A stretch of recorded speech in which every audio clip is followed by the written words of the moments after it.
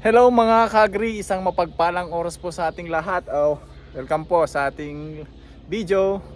Ang inyong dakilang magsasaka ng British Columbia Abbotsford. Yan po ang inyong kaagri, JJOO. Yan po.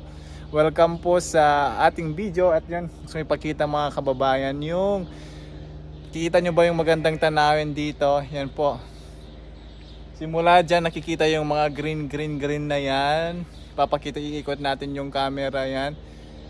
Yan po yung mga lupain ni boss. Yung nakatanim ngayon dito is mga winter weeds. Kahit mag winter is okay siya, nagsusurvive siya. Kasi mostly tinatanim nila dito for 3 years is mga mais. Pero ngayon nag-alternate sila, ginawa na nilang taniman ng winter weeds. Yan po nakikita nyo mga kababayan, hanggang yung nakikita nyo lahat dito hanggang sa dulo yan.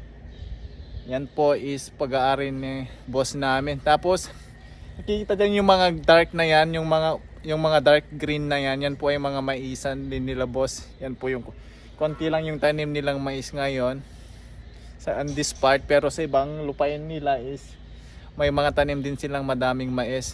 At dito na po yung land po ni boss, yung mga weeds. Dito na po is yung kelp barn namin, nakikita nyo po. Itong building na po is yun po yung building ng mga kelp barn na mga kababayan. Dito na po natira yung mga bagong panganak na guya hanggang sa mawin sila. Yan po ang kelp barn namin. Tapos yan pong building na yan is yung dry cows o yung mga malapit ng mga anak na inahin. Diyan na po nakalagay hanggang sa mga anak sila. Tapos pag mga anak na sila, ilipat ng mga guya dito sa loob. Pero meron tayong walong calves dito sa outside. Mga 8 lang to. Pero sakto medyo malaki na sila, kahit mag winter is kaya na nilang mag survive sa labas. Lagyan lang ng soda, tapos yung po nasa loob sila ng mga hatches at saka pen. Ganun lang po mga kababayan. Yan, napapalibutan tayo ng dairy farm dito. Yan po yan, pakita ko ulit yung farm nila boss. Ito lang yung isa farm nila na lupain nila na tinamnan ng mga winter weeds, sabi ko nga. Tapos dyan nakikita nyo po yung dairy farm na yan, ibang may-ari po niyan. Tapos nung bago ako dito sa Canada, nasunog ang dairy farm na yan. For almost 2 years na nasunugan, pero ngayon na-establish na nakapagpatayo na sila ng bagong building. Nasunog yan dati.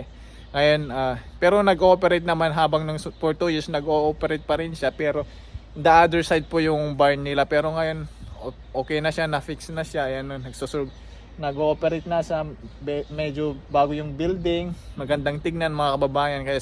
Tapos parang panibagong building. Tapos yung management panibago. Tapos yung mga equipment ata is bago na rin mga kababayan. Tapos yung farm na doon naman is farm ng pinsan ng mga boss ko. Yan. They're shared together din sa mga farm equipments mga kababayan. Yan po mga kababayan. Ito po ipakita natin ang kagandahan ng farm dito sa British Columbia Abbotsford. Kaya mga kababayan, God bless. Welcome po. Yan po. See you on my next video. Bye. Yan.